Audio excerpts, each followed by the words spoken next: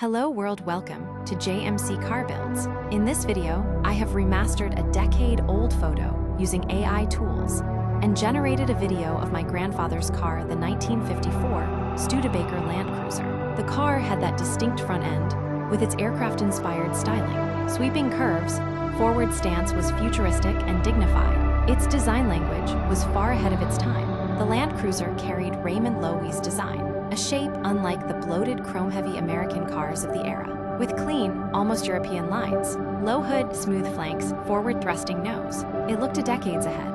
Unique catfish split grills and bullet-shaped headlight brows gave it character, a face you never forgot. Engineering was practical yet distinct. It had a solid and rugged chassis tuned for comfort, longer than the Champion or Commander for smoother ride. Land Cruisers came in both the straight six and the 232 cubic inch V8. Granddad had the V8. The V8 gave it punch and smoothness, making highway runs effortless. It had an overdrive transmission for quieter, more relaxed cruising.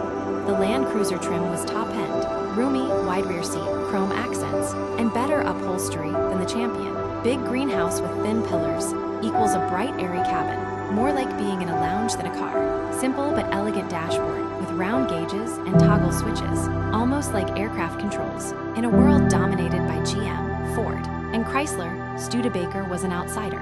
That gave their cars a soul. They weren't stamped out for the masses. They were crafted with flair and courage. Owning one meant your family wasn't just following the herd. You were different, long lost to the quirks of fate. My car's memories have been brought alive through the ashes of time. Now I sit toying with a tiny Starliner. Thank you for watching. Please like, share, and subscribe.